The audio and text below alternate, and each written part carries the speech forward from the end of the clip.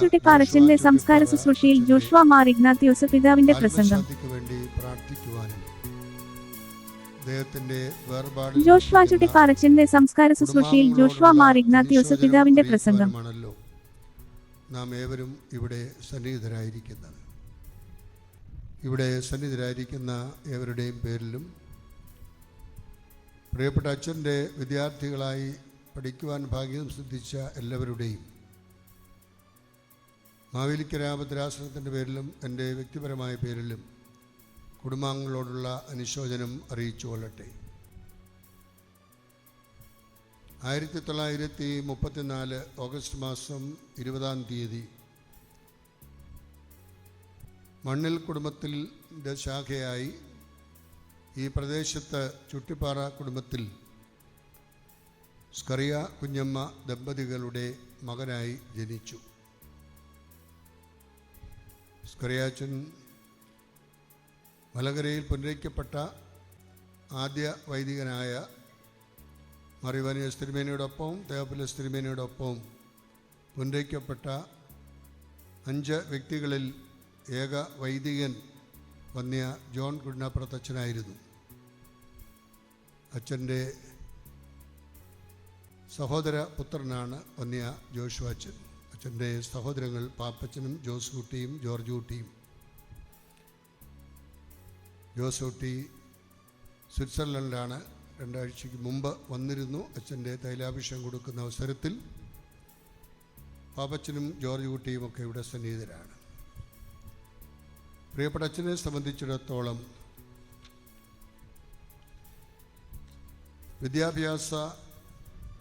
School വിദ്യാഭ്യാസം ഇവിടെ പൂർത്തിയാക്കി അതിനുശേഷം അദ്ദേഹം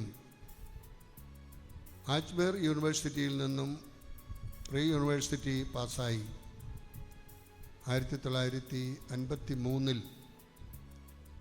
തിരുവനന്തപുരത്ത് മാറിവാനിയസ് തിരുമേനി രോഗശൈലിയിലായിരുന്ന അവസരത്തിൽ പിതാവിൻ്റെ ഓഫീസിൽ ബെനഡിക്ട് മാർ ഗ്രിഗോറിയോസ് തിരുമേനി പ്രവർത്തിച്ചുകൊണ്ടിരുന്നപ്പോൾ ഓഫീസ് അസിസ്റ്റൻ്റ് എന്നുള്ള നിലയിൽ പ്രിയപ്പെട്ട കുഴിനാപ്പുറത്തച്ഛൻ അച്ഛൻ്റെയും മറ്റ് കുടുംബാംഗങ്ങളുടെയും ഒക്കെ ആഗ്രഹപ്രകാരം അദ്ദേഹം അരമനയിൽ പ്രവർത്തിക്കുവാൻ തുടങ്ങി. മാറിവാനിയസ് തിരുമേനിയുടെ രോഗശൈലിയിൽ അദ്ദേഹത്തെ ശുശ്രൂഷിക്കുവാനുള്ള ഭാഗ്യം സിദ്ധിച്ച അപൂർവം ചില വ്യക്തികളിൽ ഒരാളാണ് പ്രിയപ്പെട്ട ജോഷുവ ചുട്ടിപ്പാറയച്ചൻ. പിതാവിൻ്റെ കാലശേഷം ബെനഡിക്ട് മാർ ഗ്രിഗോറിയോസ് തിരുമേനി ചുമതല ഏറ്റെടുത്തു. തിരുമേനിയുടെ ഓഫീസ് സെക്രട്ടറിയായി പ്രിയപ്പെട്ട ചുട്ടിപ്പാറയച്ചൻ സേവനമനുഷ്ഠിച്ചു.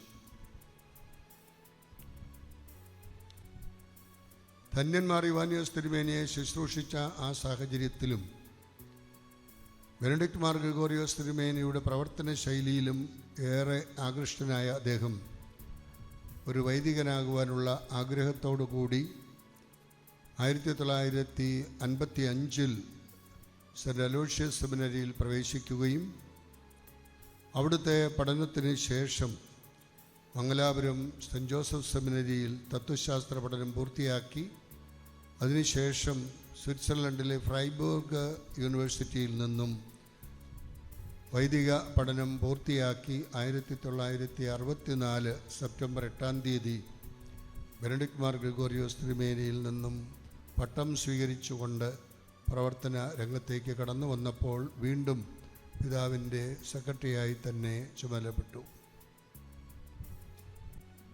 മാറിവാനിയസ് കോളേജിലെ ഫ്രഞ്ച് അധ്യാപകൻ എന്നുള്ള നിലയിൽ പ്രവർത്തിക്കാൻ അദ്ദേഹത്തിന് കിട്ടിയ അവസരം നന്നായി വിനിയോഗിച്ചു.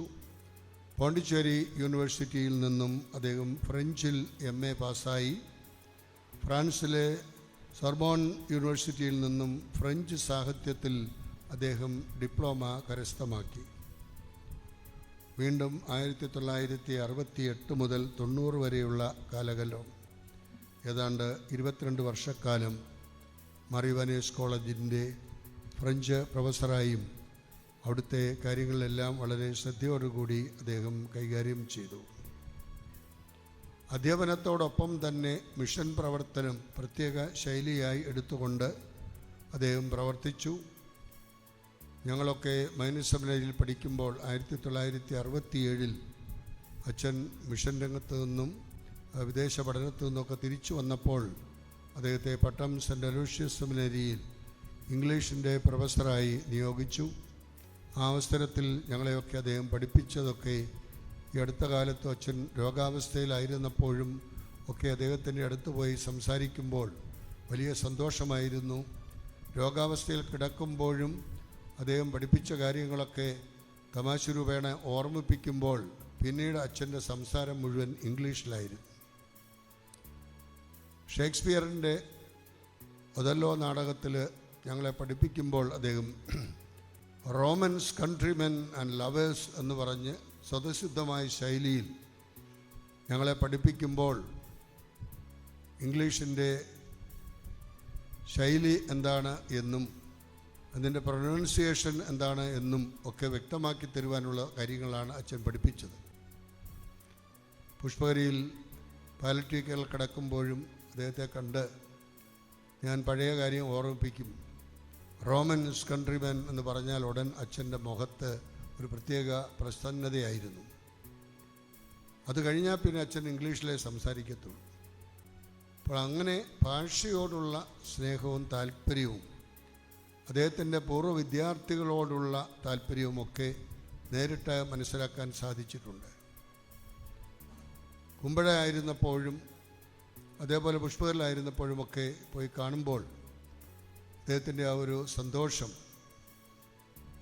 അനുഗ്രഹം വേണമെന്ന് പറഞ്ഞ് വാങ്ങിക്കുമ്പോൾ ആ കൈ ഞാൻ മുത്തും അപ്പോൾ അദ്ദേഹം എൻ്റെ കൈ അദ്ദേഹത്തിന് നെഞ്ചോട് ചേർത്ത് വെച്ച് ആ സന്തോഷം പ്രകടിപ്പിക്കാറുണ്ടായിരുന്നു. പ്രിയപ്പെട്ട അച്ഛനെ സംബന്ധിച്ചിടത്തോളം നമ്മുടെ തിരുവനന്തപുരത്തും പരിസര പ്രദേശങ്ങളിലുമുള്ള നിരവധി ഇടവക കൂട്ടായ്മകളിൽ അദ്ദേഹം സേവനമനുഷ്ഠിച്ചിട്ടുണ്ട്. എന്നാൽ ഒരു സ്ഥലം പ്രത്യേകമായി എടുത്തു പറയുവാൻ ഞാൻ ആഗ്രഹിക്കുന്നത് വണ്ടന്നൂർ പ്രദേശമൊക്കെയാണ്. അവിടെ ആ പ്രദേശത്തിൻ്റെ മുഖച്ഛായ മാറ്റുവാൻ പ്രിയപ്പെട്ട അച്ഛന് സാധിച്ചു. ദേവാലയം നവീകരിച്ചു. മികച്ച നിലയിൽ പ്രവർത്തിക്കുന്ന ഒരു CBSE സ്കൂള് അദ്ദേഹം അവിടെ സ്ഥാപിച്ചു. അങ്ങനെ എല്ലാവർക്കും എല്ലാമായി പ്രവർത്തിച്ച അദ്ദേഹം 2010 ആണ്ടിൽ പത്തനംതിട്ട രൂപത വന്നപ്പോൾ ഈ രൂപതയിലേക്ക് കടന്നു വരികയും പൊങ്ങലടി പള്ളിയുടെ വികാരിയായി സേവനമനുഷ്ഠിക്കുകയൊക്കെ ചെയ്തു. തുടർന്ന് ബത്തേരിയിൽ ഗുരുകുലത്തിലെ മൈനസ് സെമിനാരിയിൽ ഒരാത്മീയ ഗുരുവിൻ്റെ ആവശ്യമുണ്ടെന്ന് അറിഞ്ഞ് ബത്തേരിയിലേക്ക് പോയി അവിടെ പ്രവർത്തിച്ചു. അദ്ദേഹം മിഷൻ പ്രദേശങ്ങളിൽ ത്യാഗത്തോടും ഉത്സാഹത്തോടും പ്രവർത്തിച്ചു. ധാരാളം കുഞ്ഞുങ്ങളെ, പാവപ്പെട്ട കുഞ്ഞുങ്ങളെ, സമർത്ഥരായ കുഞ്ഞുങ്ങളെ പഠിപ്പിച്ച് ഉന്നത നിലവാരത്തിലേക്ക് കൊണ്ടുവന്നു. നിർധരായ ആളുകൾക്ക് സഹായം എത്തിച്ചു കൊടുക്കുവാൻ അദ്ദേഹം എപ്പോഴും പരിശ്രമിച്ചിരുന്നു. പാവപ്പെട്ട പെൺകുട്ടികളെ കെട്ടിക്കാൻ നിവൃത്തിയില്ലാത്ത സാഹചര്യങ്ങളിൽ അതിനുവേണ്ട സഹായമൊക്കെ അദ്ദേഹം ചെയ്തിരുന്നു. നിർധനരായ കുടുംബങ്ങൾക്ക് വീട് വെച്ചു കൊടുക്കുവാനും അതുപോലെയുള്ള സഹായങ്ങൾ ചെയ്യുവാനും അദ്ദേഹം എപ്പോഴും ശ്രദ്ധിച്ചിരുന്നു.